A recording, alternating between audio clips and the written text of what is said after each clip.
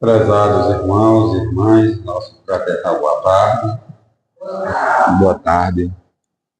Damos boas-vindas a todos. Manifestamos nossa alegria por mais um encontro, por mais esse momento festivo, pois todo encontro da casa espírita é festivo, né? É uma oportunidade de a gente conviver com os nossos irmãos e devemos agradecer por nos encontrarmos com saúde, prontos ou de prontidão para receber os ensinamentos de Jesus, os ensinamentos da nossa doutrina espírita, de forma que para nós sempre será uma festa. Eu já venho há 50 anos festejando esse momento. Para mim, o meu tempo mais importante da minha vida é o tempo que eu me dedico à doutrina. Porque eu sei que tudo aquilo que eu aprendo aqui, tudo aquilo que eu colho, levarei comigo. Fortalece a minha fé, a minha confiança, a esperança de que amanhã vai ser um dia melhor do que hoje, e não há valor que pague esse entendimento, essa compreensão e essa certeza. De forma que, quando sairmos para cá, venha na certeza de que vem em busca de um tesouro. E depois que a gente recebe, absorve, ninguém toma, é nosso. Então há uma frase que diz assim, nós levamos o que nós somos e deixamos o que nós temos. E é uma realidade. Tudo aquilo que a gente tem, a gente vai deixar aqui. Mas aquilo que a gente é, a gente leva com a gente. Isso é importante. Hoje, o nosso palestrante será nosso irmão Marco Lima, a quem convidamos aqui para a mesa. Para quem não conhece, Marco Lima serve na doutrina espírita, na Federação Espírita, já foi presidente da Federação por 2 vezes, né? 3 mandatos. 2 mandatos, 2 gestões, e a gente milita junto há mais ou menos 40 anos. Por aí. Né? Cheguei aqui em 76, 79, encontrei com o Marco, aqui na Casa Francisco de Assis, e depois passamos a trabalhar na Federação, e a gente já vem nessa brincadeira 44 anos por aí. Então, eu vou ler rapidinho aqui, é uma mensagem que fala sobre a esperança do Espírito Emmanuel, através desse livro, Pontinha de Luz, inspirado no seguinte versículo. Porque tudo que antes foi escrito para nosso ensino, foi escrito para que, pela paciência e consolação das Escrituras, tenhamos esperança. Paulo aos Romanos, no capítulo 15, versículo 4.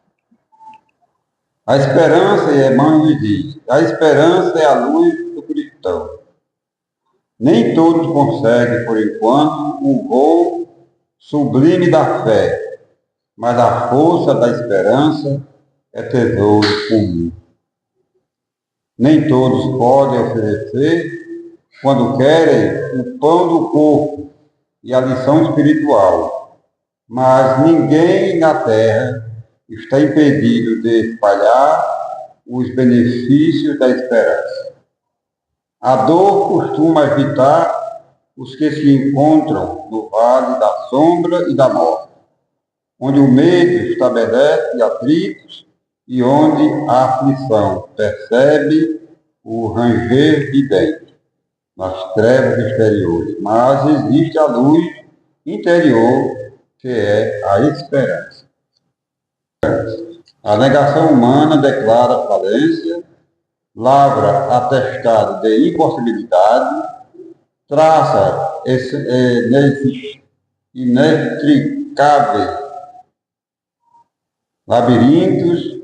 No entanto, a esperança vem de cima, à maneira do sol que ilumina do alto e alimenta as sementeiras novas. Desperta propósito diferente, cria modificações redentoras e descerra visões mais altas. A noite espera o dia, a flor o fruto, o verme o polvilho. O homem ainda, mesmo que se mergulhe na descrença ou na dúvida, na lágrima ou na dilaceração, serás socorrido por Deus com a indicação do futuro. Jesus, na condição de mestre divino, sabe que os aprendizes nem sempre poderão acertar inteiramente, que os erros são próprios da escola evolutiva e por isto mesmo a esperança é um dos cânticos sublimes do seu evangelho de amor. Imensas têm sido até hoje as nossas quedas, mas a confiança do Cristo é sempre maior. Não nos percamos em lamentações. Todo momento é instante de ouvir aquele que pronunciou o vinde a mim. Levantemo-nos e prossigamos, convictos de que o Senhor nos ofereceu a luz da esperança, a fim de acendermos em nós mesmos a luz da santificação espiritual. Muito reflexiva, muito interessante essa mensagem. Realmente é isso.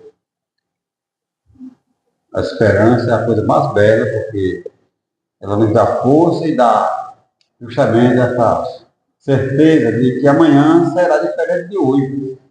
Os momentos daqui a pouco a gente não sabe.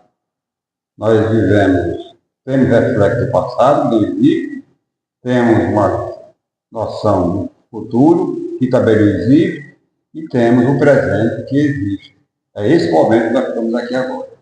Então, que a gente possa nunca, jamais perder a nossa esperança em Deus, no Cristo, na doutrina, na confiança, na amizade que devemos ter para com os outros, no respeito, né, na moral que devemos tratar uns aos outros, e assim a gente vai chegando certo. Que Deus nos abençoe. Eu vou convidar meu amigo Aurélio para vir aqui fazer a prece inicial, logo em seguida passar a palavra ao nosso irmão Marcolino. Boa tarde, meus irmãos. Elevemos o nosso pensamento ao alto, ao nosso amado Mestre Jesus, a dedicar em início nosso louvor de agradecimento pelas batalhas vencidas na semana transcorrida, permitindo que tu estivéssemos para dar continuidade ao nosso aprendizado no caminho da luz.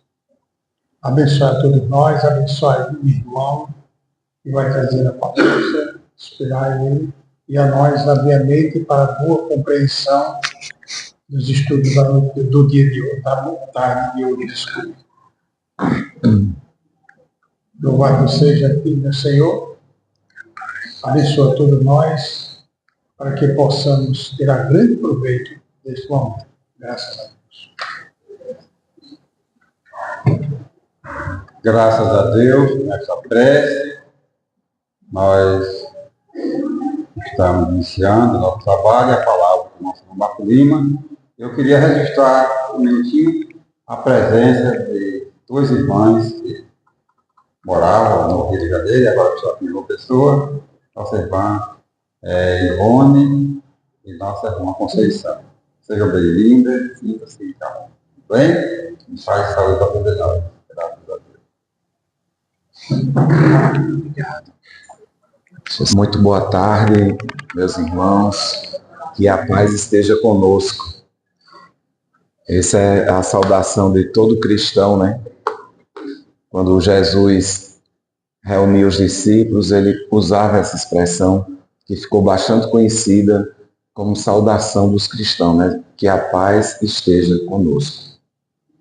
Essa foi a expressão que ele fez, ele declinou em relação a um diálogo que ele teve com Tomé, com os discípulos, mas especialmente com Tomé, que é aquele discípulo que ficou conhecido que ele precisava pegar para crer, né? O discípulo que tinha essa incredulidade em relação à mensagem do Cristo.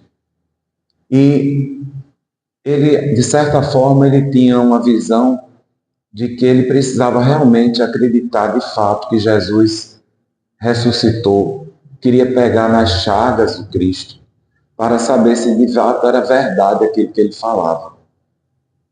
E ele expressa isso nos seus pensamentos, nas suas falas, e Jesus, quando ressuscita, ele se propõe a fazer esse ato de que Tomé tocasse nas suas chagas.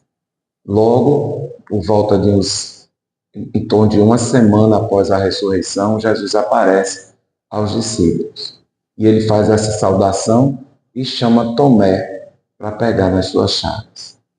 E Tomé pega, fica de fato muito impressionado com aquele fato do Mestre ter ressuscitado. E Jesus tem uma fala muito bonita. Ele diz: bem-aventurado, feliz aqueles que acreditaram, que creem sem pegar, né? Sem ter que tocar nas suas chagas. Bem-aventurados são aqueles que não precisaram disso, né? Que acreditaram no poder da mensagem de Jesus. Então, Tomé é o símbolo daquele discípulo que tem uma certa incredulidade, que quer saber um pouquinho das coisas. Isso não é, na verdade, não é ruim.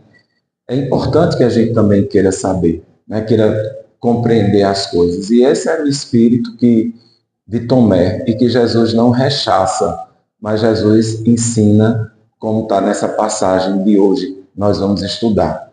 Então, nesse diálogo, Jesus, particularmente com Tomé, Tomé pergunta: Senhor, não sabemos aonde vais. Ele já estava naquele período, né, de conclusão da sua missão. E Tomé faz essa pergunta: como podemos conhecer o caminho, Senhor? O caminho que tu vais percorrer.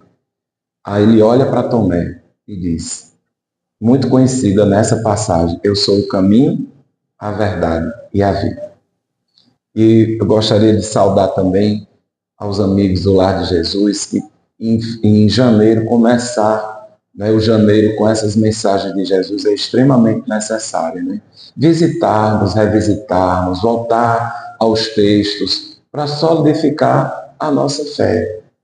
Quando Jesus diz eu sou, naquele momento foi um momento de muita, digamos assim, de muita ousadia, digamos assim, porque a expressão eu sou é uma expressão sagrada dos judeus.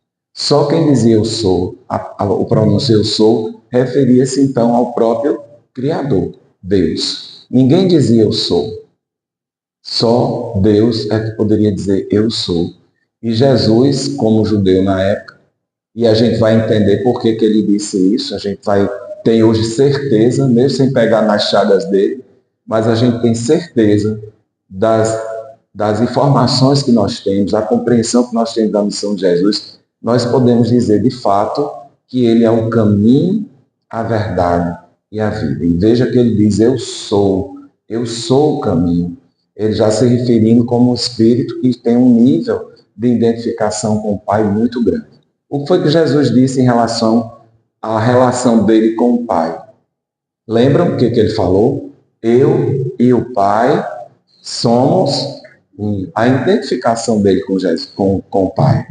Com Abba, ele chamava Deus de Abba, né? Paizinho. Ela, a identificação dele, de fato, muito grande. E aí, a nossa fala hoje, nessa tarde no Lar de Jesus, é identificar um pouco essa percepção de Jesus dele próprio e ele como caminho, né? Um caminho que a gente precisa percorrer. uma das coisas mais importantes que tem na evolução do espírito é o autoconhecimento. É a chave do progresso individual. Foi assim que os espíritos responderam a Allan Kardec. Quando Allan Kardec pergunta, né, sobre a questão do autoconhecimento, ele fala que o autoconhecimento é a chave, é o caminho do próprio aperfeiçoamento, da elevação do espírito, quando a gente se conhece. Tem aquela frase bem conhecida, né, no Templo de Delfos: conhece-te a ti mesmo, e conhecerás o mundo, conhecerás as leis, conhecerás tudo. E aí a gente vai ver como Jesus se conhecia, Jesus perante ele mesmo. A gente vai visitar agora alguns textos para a gente identificar como Jesus se identificava. Jesus perante si mesmo, ele fala: eu sou, aquela expressão de identificação com Deus, mas o primeiro ponto é esse aqui. Nós vamos identificar Jesus dizendo: eu sou o pão verdadeiro. O pão verdadeiro aí simboliza o quê? O alimento. Né? Jesus trouxe um alimento diferenciado para a humanidade. As palavras dele, né? A mensagem, né? Os conhecimentos, que são alimento para o espírito. Porque o alimento do corpo a gente come e daqui a pouco está com fome de novo, né? A gente come, a gente tomou café, almoçou, daqui a pouco a gente vai ter que jantar, né? É uma necessidade constante. Mas esse pão que mata a fome, que ele disse que ia trazer a água e ia comer o pão, são os conhecimentos, são as informações, são as verdades reveladas. E aí, esse pão que ele trouxe alimenta-nos até hoje, a humanidade inteira. No livro Boa Nova, do Espírito Humberto de Campos, tem uma fala, e é bem tradicional, dizendo assim, que os discípulos, foram tantas as passagens que Jesus conversou com os discípulos, tantas mensagens que ele tratou, que se escrevessem livros e mais livros, não caberia no planeta, de tanta informação que ele trouxe. Mas o que está registrado é uma síntese de uma síntese de uma síntese. O livro A Boa Nova, de Humberto de Campos, que é esse aqui, vai tratar sobre os bastidores da mensagem do Cristo. Então, muitas passagens a gente vai recordar de algumas hoje. Então, quando ele fala que eu sou o pão verdadeiro, ele está falando que é o alimento espiritual que todos nós precisamos. A outra, a luz verdadeira. Eu sou a luz do mundo. Ele trouxe essa condição. Ele, que é o Espírito identificado com Cristo, com Deus, que deu uma falhadinha aqui, ele é uma identificação, e os espíritos que atingem a pureza espiritual, eles passam a ter a questão da luminosidade, são espíritos de luz. Então, os espíritos que atingem a categoria de espíritos puros, eles são considerados espíritos de luz. A doutrina espírita fala de 3 categorias de espíritos, né, na nossa categoria de evolução. Nós temos a primeira classe, que é a classe dos espíritos puros, o qual Jesus é um deles, né? Nós temos a segunda ordem, que são os espíritos bons, aqueles que predominam o bem, predominam os bons sentimentos. E a terceira categoria, que são os espíritos imperfeitos, são aqueles que ainda estão relacionados às próprias paixões humanas, às próprias dificuldades, à ignorância, à maldade. Então, esses são os espíritos imperfeitos. Então, Allan Kardec coloca essas 3 condições para classificar os espíritos. A classificação dos espíritos. A primeira ordem são os espíritos puros, a segunda, os espíritos bons, e a terceira ordem, os espíritos imperfeitos. Né? Então, dá para perceber em que ordem nós estamos aqui. Tem alguma dúvida? Não, né? Alguém tem alguma dúvida? Né? Lógico que a gente entende que nós estamos na terceira ordem. Né? Se alguém tem uma dúvida, eu vou fazer uma pergunta. Alguém aqui já teve vontade de dar um beliscão, um tapinha em alguém, ficou com inveja, com raiva? Alguém já sentiu ciúme? Já sentiram? Não? Ah, tá. Todo mundo já tem vontade de dar uma esganada numa pessoa, né? Então, se sentiu isso, sejam bem-vindos para a terceira categoria, somos espíritos imperfeitos. Então, a mensagem de Jesus é para a gente mesmo, é que a gente ainda sente essas condições, né? Então, Jesus fala que ele é a luz do mundo, porque na condição de espíritos puros, eles são luminosidades. A terceira, eu sou a porta, né? O que é porta? É uma instância, né, de alguma coisa que dá acesso, né? Sou a porta. Você entrou aqui no lado de Jesus por onde? Por a porta, né? Foi algo que deu acesso à instituição. Jesus também ele coloca como a porta. A porta de quê? De um novo olhar de vida, uma cosmovisão, uma visão para uma vida verdadeira. Mas ele fala que essa porta é uma porta larga ou é uma porta estreita? Quem lembra? É uma porta estreita, que exige o quê? Esforço, dedicação, né? As portas largas são muito atrativas, mas é um beco sem saída. A gente entra, fica muito feliz pela entrada, mas depois não tem lugar nenhum. As portas estreitas são aquelas que exigem um certo esforço, uma perseverança, como o próprio Miguel falou, a gente precisa estar aqui, vindo, se alimentando, né? Se esforçando, fazendo aquele caminhar, né? De perseverança, para que depois as coisas possam caminhar com mais tranquilidade. É assim para todo cristão. Não é fácil. Não é fácil você aceitar esse caminho, porque você tem que renunciar suas comodidades, sua zona de conforto. Vocês estando aqui, vocês demonstraram uma opção, uma escolha. Vocês podiam estar deitados, né, assistindo um filme, fazendo alguma coisa qualquer, mas houve uma escolha. Não, hoje eu vou para o lado de Jesus, eu vou estar aqui, vou me dedicar pelo menos uma hora, pelo menos isso, para escutar palavras edificantes, para ser inserido num contexto espiritual, recebendo iluminação, recebendo fluidos, recebendo uma palavra. Isso é uma porta que a gente percorreu, que a gente adentrou. E Jesus disse, eu sou essa porta, a porta das ovelhas. O outro, o bom pastor. Eu gosto dessa passagem, porque ele fala que o bom pastor, é tão bonito isso quando ele diz, conhece as ovelhas pelo nome. E Jesus conhece as ovelhas, todos nós, pelo nome. Sabe das nossas situações, das nossas carências, né? Como bom pastor, como espírito iluminado que ele é.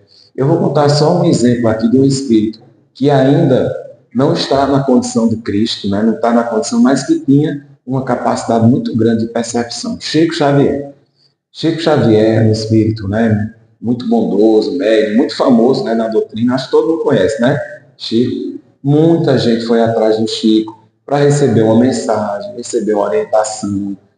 E teve uma situação lá em Uberaba que um cidadão foi lá em busca de uma orientação, né, de uma orientação para a vida dele. E estava na fila, a fila enorme, né, quase 1 quilômetro de fila. Aí Chico recebeu uma intuição e fez um bilhete. Disse, fulano, disse o nome da pessoa, venha mais para perto, eu gostaria que você lesse aqui o Evangelho para todos. E mandou alguém deixar isso uma fila enorme, a mensagem. Aí quando o rapaz disse, quem é fulano de tal? Uma fila danada, aí sou eu, sou fulano de tal, e disse, né, o nome. O Chico está pedindo para o senhor vir mais para perto, para fazer uma leitura do Evangelho, porque os amigos estão pedindo para você fazer isso. E ele foi, e realmente foi necessário ele estar perto, porque ele depois recebeu algumas orientações específicas do Chico. Vejam só que mediunidade que Chico tinha, de numa multidão saber o nome das pessoas, receber essa, né, sob inspiração espiritual, logicamente, mas ele tem essa capacidade. Aí você fica pensando, e Jesus, hein? E Jesus que é um espírito puro, será que ele tem essa capacidade? O que é que vocês acham? Claro, né? Ele nos conhece pelo nome, sabe das nossas questões, né? Por isso que ele é o bom pastor. O bom pastor conhece suas ovelhas, né? A outra colocação de Jesus, eu sou a ressurreição. Né? Essa passagem que eu citei de Tomé, né, quando ele ressuscitado volta para apresentar-se, né, toca nas minhas chagas, ele está demonstrando o quê? Que tudo que ele ensinou tem a ver com a vida futura.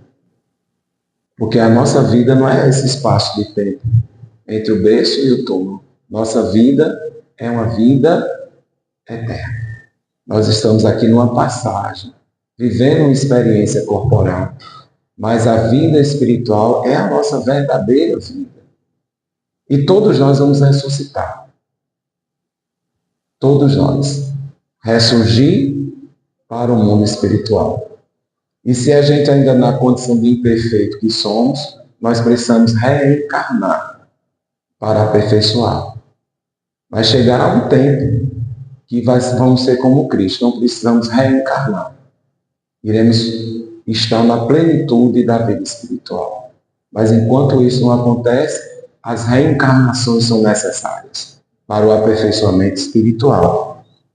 O outro, eu sou o caminho, né, que é o tema da tarde de hoje. E por fim, eu sou a vinha. É a 7ª colocação do Cristo, eu sou a vinha. O que significa a vinha? É o campo de trabalho. Jesus se coloca como assim, ele vem para a minha vinha trabalhar. Eu sou a videira, vocês são os ramos. Então, quanto mais você se identifica com o Cristo, você está inserido na vinha do Senhor. E qual é esta vinha? Qual é esse campo de trabalho que Jesus nos convida? A implantação do reino de Deus na terra. Um reino de fraternidade, um reino de amor, um reino de justiça, um reino de paz.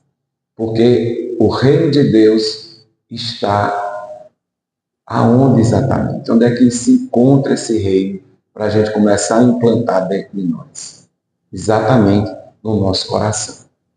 O reino de Deus é uma estrutura interior, né, de iluminação, de conhecimento, de elevação moral, de elevação espiritual. Esse reino precisa ser construído em nós e, extrapolando em nós, vamos também permitir que todos que estão no nosso entorno também sintam a beleza, né, a paz, a bondade, a gentileza, o amor circulando. Por isso que o reino, primeiramente, deve começar em nós. E aí essa imagem, eu gosto de trazer essa imagem, porque mostra-nos que somos esses navegantes, esses jornadeiros, né, que estamos nesse caminhar, nessa jornada, nessa viagem espiritual do Espírito imortal. E a doutrina espírita e o Evangelho vai dizer exatamente isso. A gente precisa compreender que a grande beleza da vida é enxergá-la além dos intervalos do berço e do túmulo. Por mais longa que seja a nossa vida, ela é muito curta perante a eternidade. Né? Aqui na Terra, você sabe quanto é a média, fizeram recentemente um cálculo de média de vida aqui na Terra. Sabe quanto é que está? Eu fiquei até assustado, porque eu estou já chegando lá. Né? Meu Deus, está faltando pouquinho. 76 anos, você acredita? É a média. Tem gente que está já encostando. E eu já estou bem a caminho, já estou com 60, né? Cheguei nos 60. Mas não se assustem, não. Né? Isso é uma média. Né? A gente pode viver 90, pode viver 80, 100, isso é uma média geral. Mas o importante é a gente perceber que além dessa vida, nós temos a nossa vida espiritual. Essa é uma certeza que o Espiritismo, que o Evangelho nos traz. Né? Nós estamos aqui de passagem, aprendendo. Né? Daqui a pouco a gente volta para os caminhos espirituais, os caminhos verdadeiros. Então, quando Jesus fala que é o caminho, vamos entender um pouquinho, entrar nessas questões. Esse caminho aí, a gente pode entender por duas perspectivas, né? Na Septuaginta, odos, o vocábulo grego odos, né? Que é a expressão que é colocada nos textos, traz a palavra derek, que é caminho. Tanto na Septuaginta como na Vulgata, existem essas palavras, né? Traduzido quer dizer caminho, né? Derek e Odos. Existe o caminho, o sentido comum da expressão eu sou o caminho. O que Jesus quer dizer com isso? O que é um caminho? É um lugar no qual se anda e dirige ou marcha. Qual o caminho para Cabedelo? Qual o caminho para Valentina? A gente já sabe, né? Que se eu perguntasse para vocês qual é o caminho de Valentina, vocês iam apontar para onde? Para lá, né? Caminho para lá. Caminho do Valentina. Esse é o caminho no sentido comum. Mas no sentido figurado, o caminho é isso aqui. São procedimentos. O meio de atingir o alvo. O modo de realizar algo. O modo pelo qual se vive. Você tem esse caminho, né? Essa diretriz, essa orientação. E aí eu trouxe essa imagem aqui para a gente entender que Jesus representa esse farol, né? Esse farol que ilumina os nossos caminhos, mas que quem vai navegar, quem vai trilhar, quem vai fazer o esforço, é o farol ou é o navegante? O navegante, né? O navegante é que tem que fazer os processos, né, de caminhar, de seguir, né, pelas trilhas seguras. Esse é o caminho, é aquele que dá. E Jesus dá essas diretrizes para todos nós, né? Jesus representa esse farol, esse roteiro para Deus. Por isso que ele fala, eu sou o caminho, né? Porque todas as diretrizes que ele fala, todos os ensinamentos que ele pronunciou, nos levam a Deus. É muito simples a gente perceber no seu evangelho muitas dessas falas, né? Muitos dessas orientações que conduzem a Deus. No Sermão da Montanha, por exemplo, que é o capítulo 5º de Mateus, eu considero o livro mais importante do Evangelho. Evangelho de Mateus, capítulo 5º. Aí tem 5, 6 e 7. Na verdade, são os 3 capítulos. Esses são capítulos tão importantes que um hinduísta chamado Mahatma Gandhi afirmou que se todos os livros religiosos, filosóficos da face da Terra fossem queimados, destruídos, e só sobrasse capítulo 5, 6 e 7 de Mateus, ele afirmou, nada estaria perdido. 5, 6 e 7. Porque ele vai mostrar tudo o que a gente precisa, de valores, de caminho, de perspectivas, de roteiro, para a gente chegar num caminhar mais pleno, no caminho para Deus.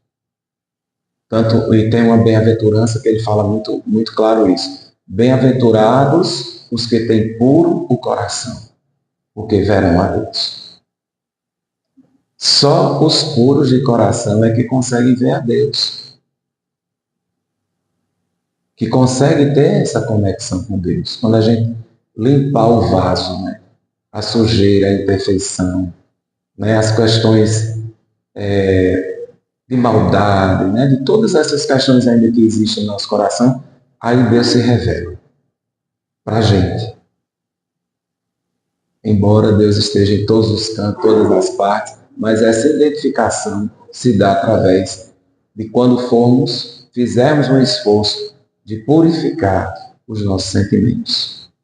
Porque Deus é pureza e só na pureza que a gente consegue perceber.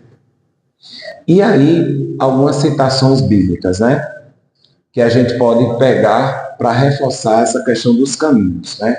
O Salmo 1 do Evangelho, da Bíblia, né? Do Antigo Testamento, fala nos 2 caminhos, né? Bem-aventurado o homem que não anda segundo o conselho dos ímpios, mas se detém no caminho e não se detém nos caminhos dos pecadores, nem se assenta na roda dos escarnecedores, diz o Salmo 1. Né? Então é importante que a gente faça exatamente essa busca de entender quais são efetivamente esses caminhos, né? Esse Salmo 1 fala exatamente sobre isso, né? Bem-aventurado aquele que não segue o caminho dos ímpios, dos escarnecedores, da maldade, do caminho do chulo, né? Da imperfeição. Tem também o o Isaías, no Antigo Testamento, em 55, Isaías 55, 7, 9, ele fala, é tão bonito a forma que Isaías fala. Isaías é um profeta do Antigo Testamento, considerado o profeta messiânico, né, que previu a vinda do Cristo. Ele vai falar que assim como os céus são mais altos do que a terra, assim são os caminhos do Senhor, mais altos do que os nossos caminhos, e os seus pensamentos mais altos do que os nossos pensamentos. Por isso que ele buscava sempre, busca primeiro, né, essa elevação, buscar os caminhos da elevação com Deus, porque os caminhos de Deus não são nossos caminhos. Os caminhos de Deus são muito maiores. E no Salmo 119, 105, tem uma fala que é muito conhecida no meu evangelho, falando a respeito da Bíblia, né, da palavra. Tua palavra é lâmpada para os meus pés e para os meus caminhos, e luz para os meus caminhos. Agora, há uma questão do Livro dos Espíritos que eu acho também que todo espírita deveria lembrar. Isso aqui é fundamental, a gente conhecer essa questão. Se a gente não tiver condição de ler mais nada, mas se a gente lembrar dessa questão, eu acho que a gente está no caminho muito correto, muito certo. Foi a pergunta 625.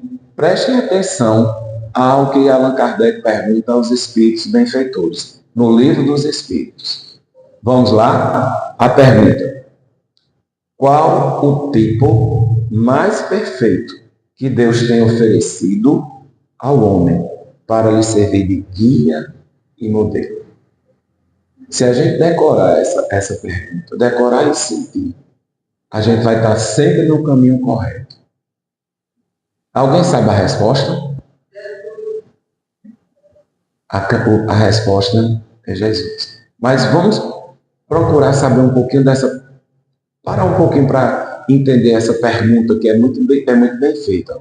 Qual o tipo mais perfeito? Ou seja, o que Allan Kardec está falando é aquele que está na condição de espírito puro, né? É o tipo mais perfeito. Quem é o perfeito? Lembra da escala que falamos? É o mais perfeito, é o espírito puro. Ele quis saber disso. O mais perfeito que Deus tem oferecido ao homem. Agora tem um detalhe aí. Para servir de quê? De adoração, para a gente adorar Jesus, para a gente ficar adorando Jesus o tempo todo, não. O que é que está dito aí? Para servir de quê? De guia. O que é um guia? Gente, eu estou chegando aqui do Rio de Janeiro, tem duas amigas do Rio de Janeiro, né? Não sei de nada daqui. Se eu chego junto a elas e digo, querem conhecer João Pessoa, o que é que eu estou sendo para elas? Um guia. Né? Estou guiando. Onde é Tambaú? Eu sei onde é Tambaú. Onde é Cabo Branco? Eu sei onde é Cabo Branco. Onde é Miramar? Eu sei onde é Mangabeira. Eu sei. Vou guiando as nossas amigas. Jesus sabe esse caminho de guiar. Ele sabe quais são os caminhos, né, que nos levarão à ascensão. Mas, ao mesmo tempo, além de ser esse guia, ele é modelo. O que é modelo? Vamos refletir um pouquinho sobre isso. O que é molde? Alguém já fez uma costura aqui? Trabalhou com costura? Não. As antigas, né? As antigas trabalhavam com molde. É o quê? É seguir o modelo. Seguir aquelas bases. O que Jesus faria aqui? Né? Essa diretriz mais específica. E aí tem uma música do padre Zezinho, que eu trouxe também só para a gente refletir aqui. Se eu tivesse em condições eu cantaria, mas como eu não estou, ele fala assim, ó. Perdão aqui. Um dia uma criança me parou, olhou-me nos meus olhos a sorrir, caneta e papel na minha mão, tarefa escolar para cumprir. E perguntou no meio de um sorriso o que é preciso para ser feliz. Amar, pensar, viver, sorrir. Olha só quantos exemplos o padre Zezinho traz para a gente, para dizer que é exatamente isso. é amar como ele nos amou, amar como Jesus amou. Como foi que Jesus amou a gente? Fazendo discriminação, incentivando o ódio, tendo acepção de pessoas, tendo preconceito, separação. Não. Como foi que Jesus viveu? Como foi que Jesus viveu? Na simplicidade, né? Trazendo todo mundo, não fazendo nenhum tipo de... tendo contato humano, empatia com as pessoas. Olha só que expressão, sentir. Como é sentir como Jesus? Olha que desafio. Sentir como Jesus sentia. O que Jesus sentia, hein, gente? Vamos parar aqui para pensar um pouquinho. O que Jesus sentia, hein? Amor, né? Compaixão, né? Piedade, né? Olhando os ignorantes como eram, os imperfeitos. O que ele sentia em relação a isso? Sentia compaixão, né? Tinha sentimento de misericórdia, né? Tinha misericórdia tanto é que na cruz, o que foi que ele disse? Perdoa, Pai, porque eles não sabem o que fazem. Tinha esse sentimento, né? E sorrir como Jesus sorria. Achei bacana essa frase, né? A gente vê Jesus sério, né? Todo cara. É um espírito puro. Pode ser uma cara trancada, séria. Não tem condição, né? Tem um espírito puro, elevadíssimo, tem uma cara séria, triste. O que você acha, hein, João? Sem condição, né? Então, sorrir, então Jesus deve ser, né? Devia não. É um espírito extremamente feliz, alegre, né? Imagina estar convivendo com Jesus, é um espírito muito lúcido, né? Muito alegre. Então, esse é um modelo que a gente tem que se esforçar para seguir. É um modelo para a gente. Então, continuando, já nos encaminhando para as reflexões, no Antigo Testamento, então, quando se falava dessa questão, a vontade de Deus é o ponto de referência do Antigo Testamento para avaliar o caminho de um homem. Se o homem está seguindo a vontade de Deus, ele está qualificado um caminho positivo. Então, ele está seguindo a vontade de Deus, está nos caminhos positivos. E quando estava nos caminhos negativos, estava contra essa vontade, né? De acordo com os caminhos que ele está percorrendo. Nós fazemos aqui algumas colocações também a respeito dos caminhos, né? Os caminhos percorridos. Por quê? Porque nossos caminhos, eles são necessariamente escolhas. Jesus traz a orientação, o farol, né? Os roteiros, as diretrizes. No entanto, as escolhas, quem fazemos somos nós, né? As escolhas que geram ações. Então, os caminhos representam as decisões que tomamos e as ações que realizamos ao longo da vida. Essas escolhas moldam nossas trajetórias e influenciam nossa percepção de felicidade e bem-estar. E isso sempre será fato na nossa vida, o livre-arbítrio. Nós teremos sempre esse livre-arbítrio para fazer essas escolhas. A gente veio aqui na Terra só para acertar? O que é que vocês acham? A gente reencarnou para acertar tudo, zerar a prova, como diz no Enem, veio para zerar a prova? Não. A gente pode errar? Podemos. Então tem uma frase que eu gosto muito, que diz assim: nós não vemos para acertar, nós vemos para aprender. Acertar é uma consequência. Nós estamos aqui para aprender. Porque às vezes a gente tropeça, a gente erra, faz uma escolha meio equivocada, né? Mas o que é que importa? É o aprendizado. O importante é a gente se auto-perdoar se tomou os caminhos errados. Como aquela música lá do Noite Ilustrada. Não sei se tu lembra, Cícero, de Noite Ilustrada. Um cantor antigo. Você já ouviu falar em Noite Ilustrada? Estou falando mais antigo, né? Ele tem uma música que diz assim: todas as vezes que a gente erra, tropeçar, ele diz uma frase muito importante: levanta, sacode a poeira e dá a volta por cima. Reconhece a queda e não desanima, né? É bacana essa música, viu? É um ensinamento evangélico muito profundo, né? Reconhece a queda e não desanima. Levanta, sacode a poeira e dá a volta por cima. Então essas são as nossas escolhas, porque existem algumas influências externas, né? Além das escolhas pessoais que fazemos, nós também temos os caminhos que são influenciados por fatores externos, né? Às vezes a gente tem uma condição social, família, fatores sociais que influenciam nossas escolhas. A cultura, a família, as oportunidades, os desafios que enfrentamos. Isso também leva em conta, né? São levados em conta e que a gente precisa compreender esses fatores. Por isso que o olhar de Jesus para conosco é um olhar compassivo. Jesus não condenou Judas Iscariotes. Como não? Conta nos bastidores, né, no Boa Nova, que Jesus foi encontrar com ele, nos abismos, né, da culpa. Ele suicidou-se e Jesus foi visitá-lo. Para o quê?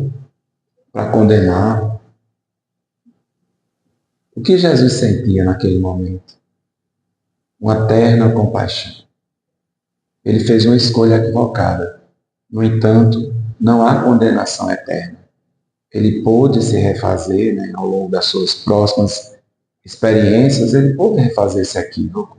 E certamente hoje já está numa situação muito mais evoluída do que aquele Judas que se equivocou. Escolheu erradamente.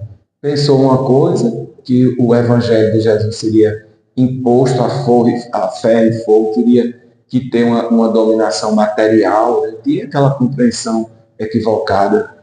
Mas Jesus, o reino de Jesus, será implantado no coração dos homens, primeiramente. Depois, a gente vai reverberar isso na sociedade, nas relações. Mas primeiro tem que ser no coração do homem. Então, a gente está num processo de aprendizado e crescimento constante. E a gente fica perguntando, o determinismo divino é o bem?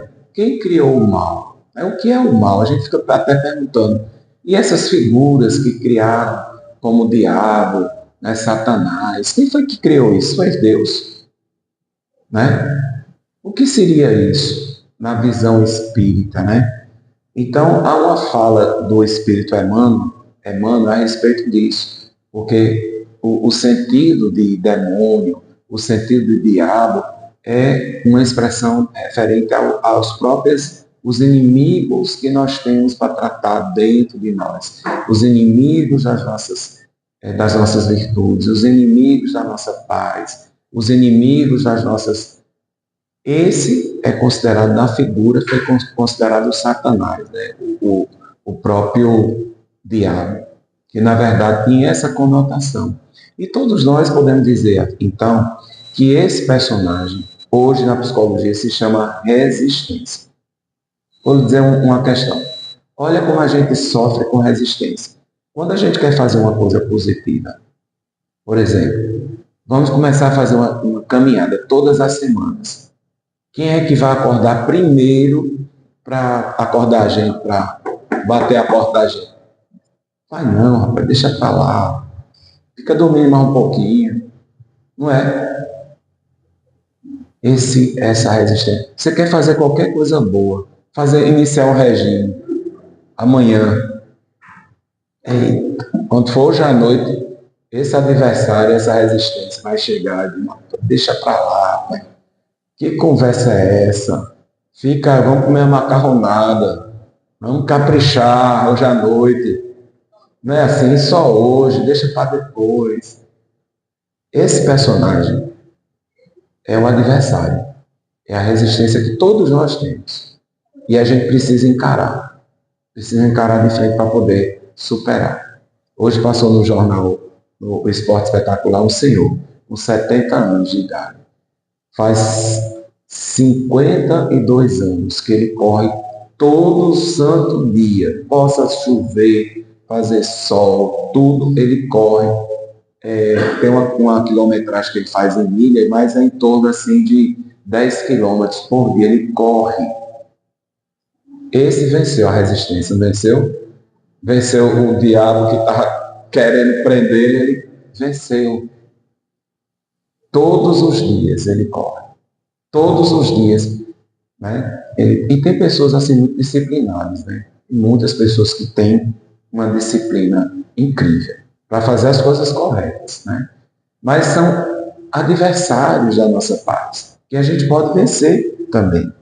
E Emmanuel fala uma coisa muito bacana, que ele diz assim: confiando em si mesmo mais do que em Deus, o homem transforma a sua fragilidade em foco de ações contrárias a essa mesma lei, efetuando desse modo uma inversão indébita na harmonia divina.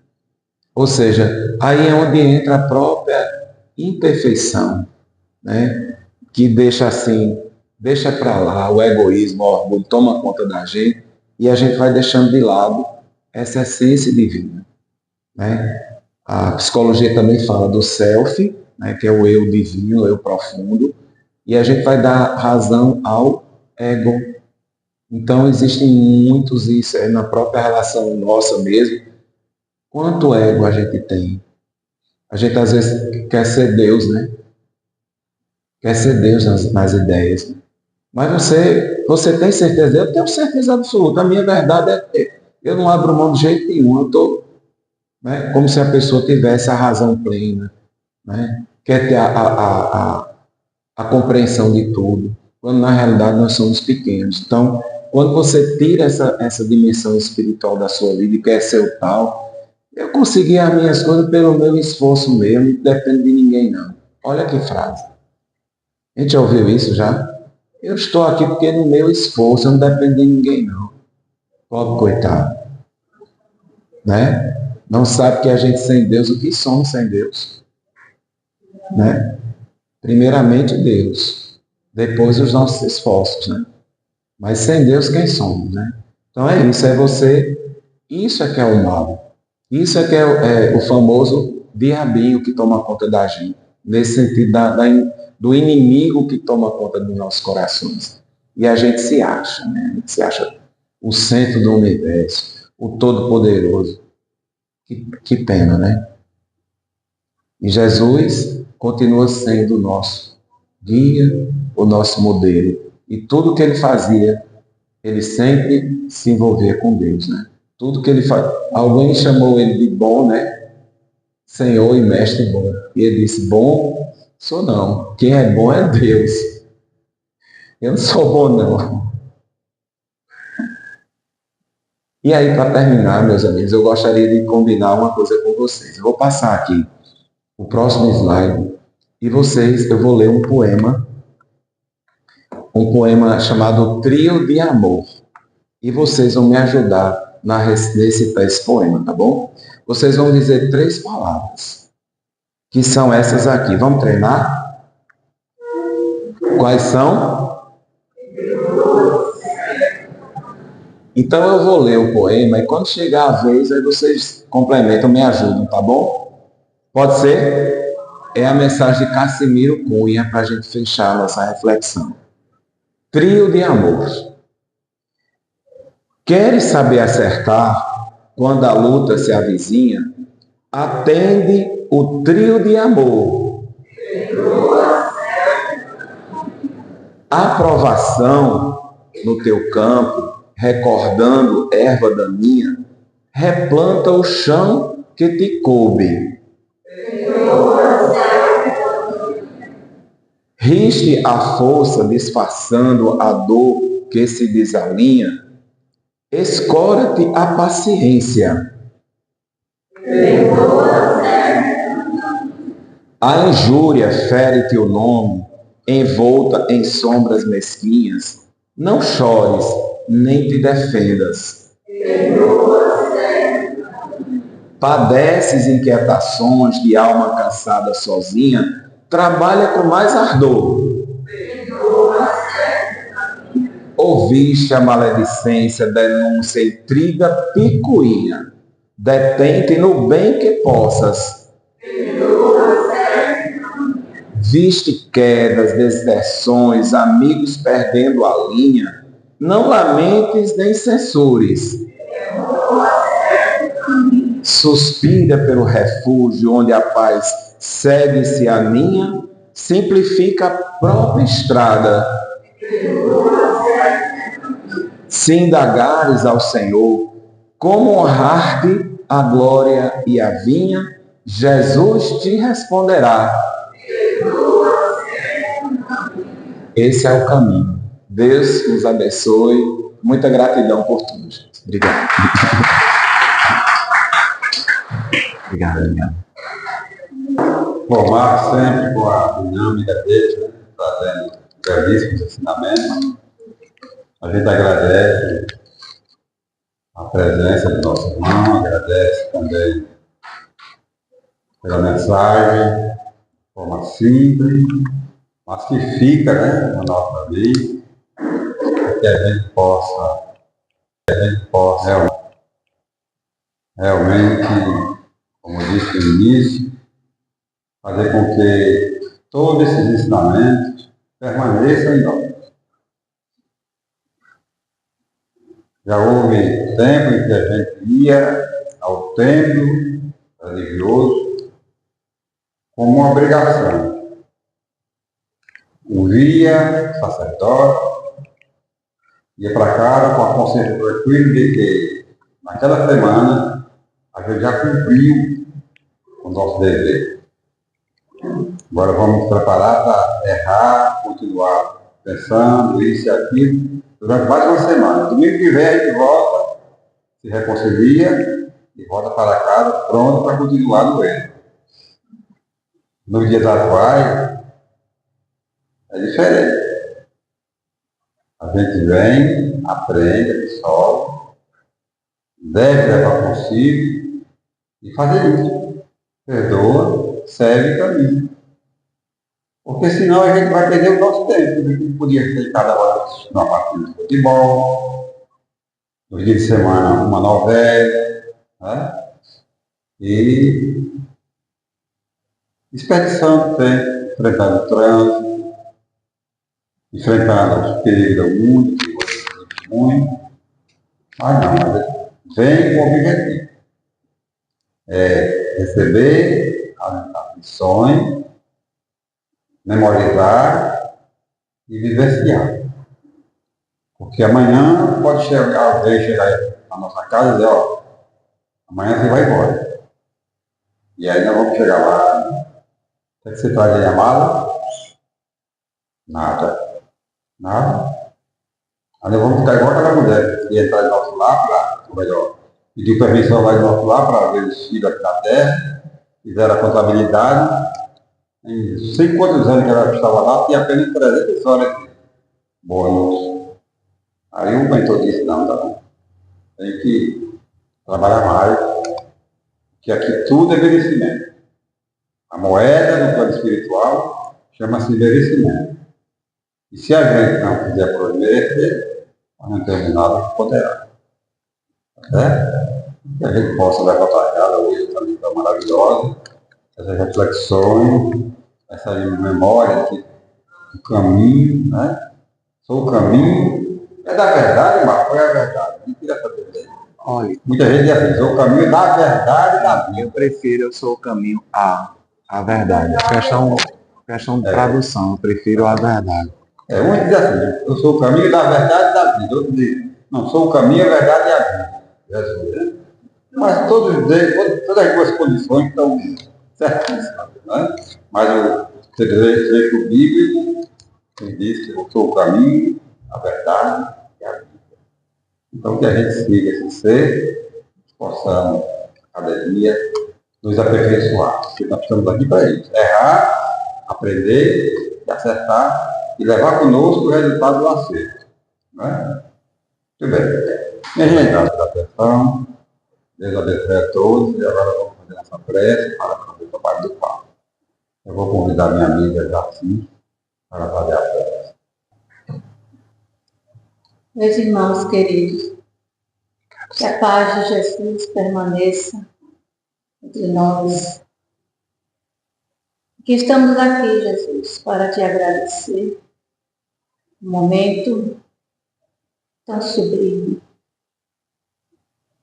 Neste momento, Jesus, enchemos nossos corações de amor e de aprendizagem, que possamos pôr em prática tudo o que aqui aprendemos.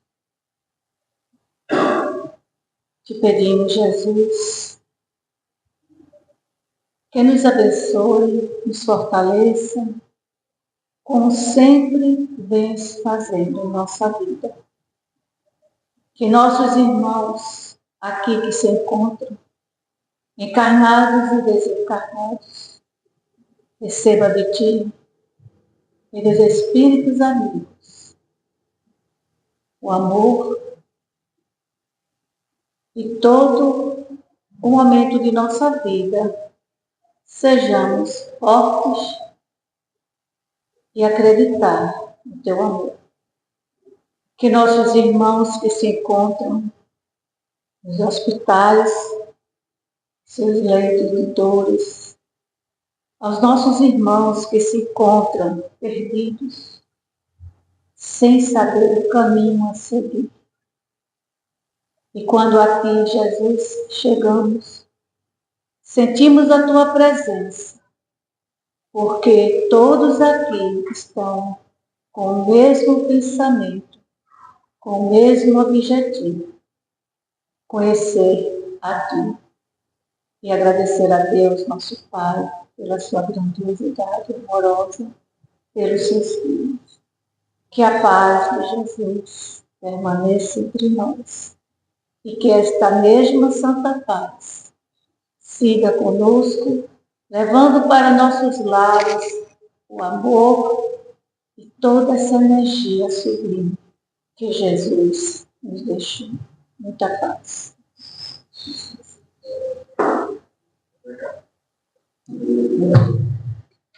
Graças a Deus por esta prece, então, estamos encerrando a primeira parte e agora vamos para aqueles que estão precisando. Uma boa semana, que seja com todos. Paz e saúde.